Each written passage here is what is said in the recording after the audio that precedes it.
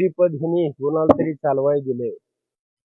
धनंजय मुंडे त्याचा करता करवित आहे आणि ह्या सगळ्या प्रकरणापाठीमागे ज्यांनी ताकद दिली तो सुद्धा तेवढाच गुन्हेगार आहे. आणि राजकीय वरदहस्त असल्याशिवाय इतके खून, इतके मारामाऱ्या, इतकी खंडणी, रोज 1 कोटी रुपये घेतले घरी घेऊन गेल्याशिवाय हा आर्मी कराड झोपत नव्हता, असं ते बीड जिल्ह्यामध्ये सगळ्या लोकांच्या मी त्या ठिकाणी त्या कुटुंबाच्या सगळ्या त्यांच्या मिसेस असतील, मुली असतील, सगळ्यांना मी भेटलो, चर्चा केली.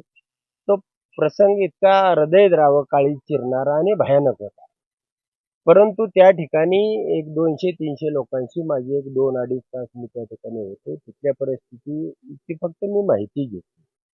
तर इतकं भयानक गुंडाराज त्या ठिकाणी आहे. जवळजवळ 2-2.5 हजार रिव्हॉल्वरची लायसन आहे. कुणीही टिपरवाला एखादा जरी त्याचा उद्घाटन करायचा नवीन घेतला तरी हवेत गोळीबार काढले जातात.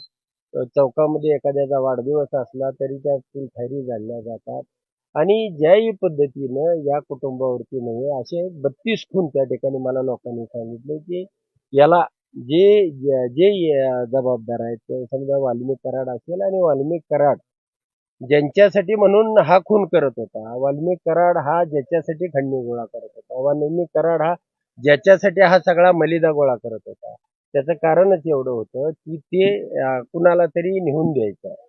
आणि म्हणून त्या ठिकाणी जे काल सर्वपक्षीय मोर्चा झाला त्याला माझाही पाठिंबा आहे. आणि या पुढच्याही लढाईमध्ये जर त्यांनी वाल्मिक कराड आणि त्याच्या पाठिंबाचे सुपरदार यांना जर तात्काळ अटक केली नाही तर या राज्यामध्ये जिल्ह्यामध्ये मोर्चे.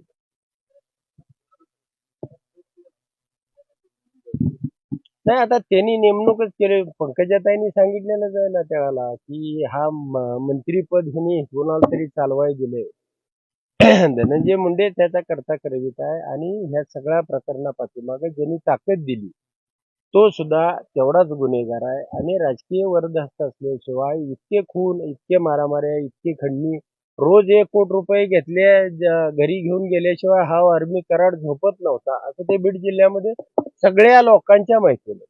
म्हणजे 1,000 रुपये जरी कमी असला तरी कोणाचा तरी हातपाय मोडून ये आणि त्याचे पैसे घेऊन ये किंवा एखादा खून करून ये, इतकं चिल्लर काम. त्याला 1 कोटीला 1 लाख कमी असतील तरी त्या दिवशी त्याला झोप येत नव्हती. म्हणजे हा प्रकार ह्या राज्यामध्ये घडत असताना हा काही एका दिवसामध्ये घडला नाही. याच्यामध्ये राजकीय ताकदी किंवा वरदहस्त असल्याशिवाय हे घडू शकते. राज्यातील एवढा समाज रस्त्यावरती राज्य सरकार डोळेझाक करत असलं नाही, डोळेझाक नाही, तर राज्य सरकारनंच हे तयार केलेले गुंड आहेत. आणि आता त्याच्यावरती कारवाई करायची. उद्या राजकारण त्यांचं गडबड होईल, त्यांची सत्ता जातील आणि फक्त आता ईव्हीएमच्या माध्यमातून यांना ही सत्ता मिळालेली आहे. ही काही लोकमताची सत्ता नाही. त्यामुळं नक्कीच राज्य सरकारच्या ताकदीशिवाय, मत्तीशिवाय हे घडू. Come on guys, hurry up. अरे सुन ना, एक ब्रेक ले लेते हैं.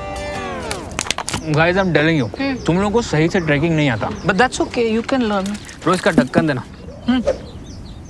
ये रेड वाला है, सही वाला देना. अब एक ढक्कन, पहले तो सही पानी पीना.